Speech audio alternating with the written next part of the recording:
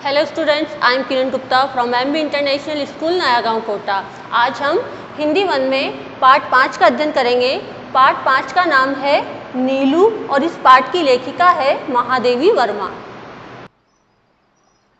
Part 5 नीलू। मनुष्य जिसके साथ रहता है उससे प्रेम व अपनत्व हो जाना स्वाभाविक है, चाहे कोई इंसान हो या पशु पक्षी। यदि हम पशु पक्षियों से प्रेम करें तो वे भी सहृदयता तथा समझदारी का परिचय देते हैं। लेखिका महादेवी वर्मा ने इस पाठ में नीलू की मां लूसी से जुड़े अपने अनुभवों को तथा नीलू की सहृदयता, समझदारी तथा विवेकशीलता को अत्यंत सरल तथा सजीव रूप में चित्रित किया है। जीव मात्र के प्रति दया की भावना का विकास करना ही इस पाठ का मूल उद्देश्य है। महादेवी वर्मा के प्रस्तुत पाठ नीलू में जीव मात्र के प्रति अर्थात वो पशु हो या पक्षी के प्रति जीव मात्र के प्रति दया करना सिखाया गया है।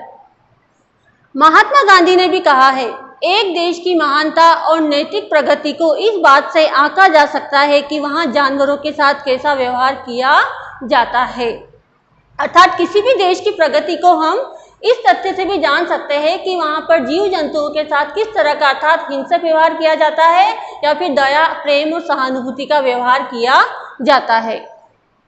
नीलू की कथा उसकी मां की कथा से इस प्रकार जुड़ी है कि एक के बिना दूसरी अपूर्ण रह जाती है।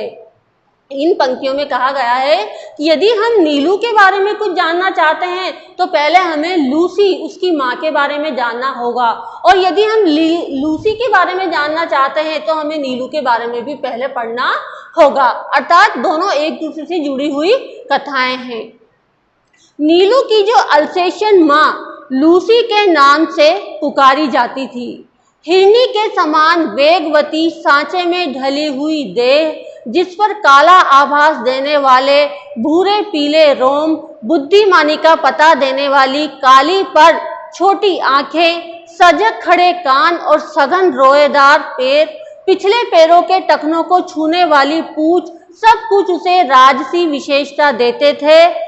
थी भी तो वह अन्य कुत्तों से भिन्न। यहाँ पर बताया गया है कि नीलू जो है उसकी माँ एक अल्सेशियन कुतिया थी, अर्थात नीलू एक कुतिया का नाम है और उसकी माँ का नाम है लूसी, और उनकी जो जाति थी वह अल्सेशियन जाति के थे। वो दिखने में बहुत ही सुंदर, बिल्कुल अन्य दूसरे कुत्तों से भिन्न थी।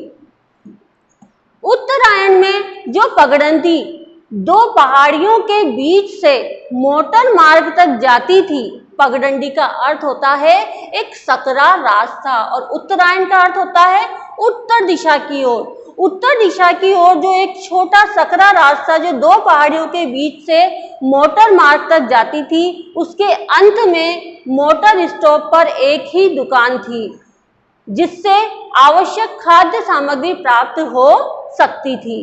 शीतकाल में यह रास्ता बर्फ से ढक जाता था, तब दुकान तक पहुंचने में असमर्थ उत्तरायण के निवासी लूसी के गले में रुपए और सामग्री की सूची के साथ एक बड़ा थैला या चादर बांधकर उसे सामान लाने भेज देते थे। यहाँ पर बताया गया है कि लूसी क्या काम करती थी। उत्तरायण की तरफ रहने वाले जो लोग थे, वहाँ का जो पहाड़ी रास्ता था वह बर्फीला था, बर्फ से ढक जाता था, तो इन लोगों को जो अपना सामान मंगाना होता था तो ये लूसी से वह काम करवाते थे, क्योंकि लूसी उस पहाड़ी रास्ते से जाने में बहुत ही पारंगत थी।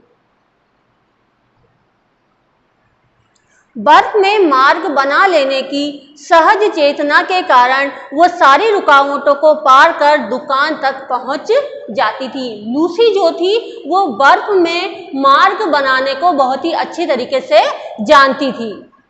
दुकानदार उसके गले से कपड़ा खोलकर रुपए, सूची आदि लेने के उपरांत सामान की गठरी उसके गले या पीठ से बांध देता और लूसी सारे बोझ के साथ बर्फीला मार्ग पार करती हुई सकुशल लौट आती। दुकानदार क्या करता, उसके गले से गठरी ले लेता सामानों की, जिसमें सामान उसको रखने होते थे, और सूची यानी कि जो जो सामान उसको लेने के लिए भेजा था उसकी सूची ले लेता पढ़ता और सामानों को गठरी में रखकर उसको भेज देता था और लूसी सकुशल वहां से लौट आती थी।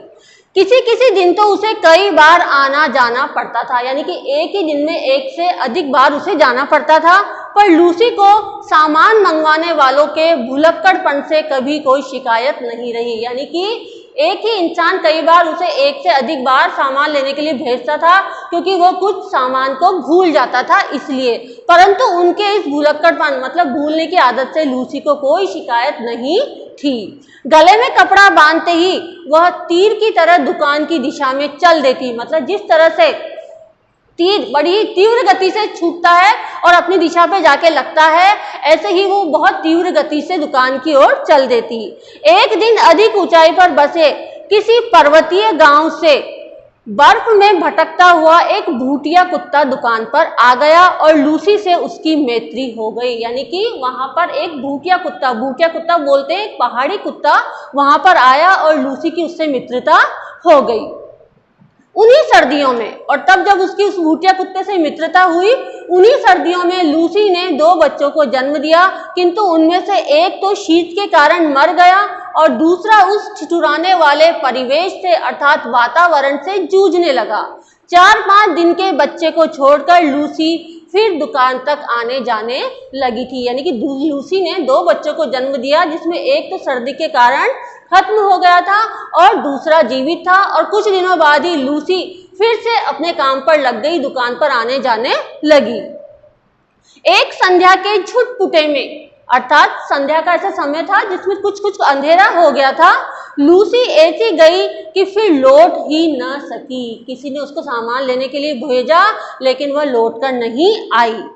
शीतकाल में अर्थात सर्दी की ऋतु में घ्राण शक्ति मतलब सूंघने की शक्ति के कुछ कुंठित हो जाने के कारण कुत्ते लकड़बग्गे के आने की गंध पाने में असमर्थ रहते हैं और उसके अनायास आहार बन जाते हैं। लूसी के साथ भी ऐसा ही कुछ हुआ होगा। एक दिन लूसी को सामान लेने के लिए भेजा तो वापस लौटकर नहीं आई, इसलिए लेखिका महादेवी वर्मा ने और अन्य लोगों ने यह अनुमान लगाया कि हो सकता है लकड़बग्गन ने उसको अपना शिकार बना लिया हो, क्योंकि सर्दी की ऋतु में ये जो कुत्ते होते हैं इनकी घ्राण शक्ति अर्थात सूंघने की शक्ति कमजोर हो जाती है। लूसी के लिए सभी रोए, परंतु जिसे सबसे अधिक रोना चाहिए था वह बच्चा तो कुछ जानता ही न था। वो बच्चा कौन था? लूसी का अपना बच्चा, जिसको जन्म लिए अभी कुछ ही दिन हुए थे। एक दिन पहले ही उसकी आंखें खुली थी, अतः मां से अधिक वह दूध के अभाव में शोर मचाने लगा। दुग्ध चूर्ण से अर्थात दूध के पाउडर से दूध बनाकर उसे पिलाया जाता, पर रजाई में भी वह माँ के पेट की उष्णता खोजता, परंतु उस बच्चे को माँ की जरूरत थी, इसलिए वह माँ को ढूंढने लगा और न पाने पर रोता चिल्लाता रहता। अंत में हमने उसे कोमल ऊन और अधभुने स्वेटर की डलिया में रख दिया। तो लेखिका ने उसे कहाँ रखा? ताकि उसको गर्मी भी मिलती रहे और उसे ऐसा लगा जैसे वो अपनी माँ के समीप है, तो उसे एक छोटी सी डलिया में जहाँ पर ऊन का एक अधबुना मतलब आधा बुना हुआ स्वेटर था उसमें रखा, जहां वह माँ के सामीप्य सुख के भ्रम में सो गया। उसको ऐसा लगा जैसे वो अपनी माँ के पास है और गर्मी भी उसे मिलती रही, तो वो सो गया। डलिया में वह ऊन की गेंद जैसा ही लगता था। जब हम प्रयाग लौटे तो उसे भी साथ लाना पड़ा। लेखिका महादेवी वर्मा जब उस पहाड़ी इलाके से प्रयाग लौटी तो क्योंकि वो बच्चा छोटा था तो उसे वो अपने साथ लेकर आई।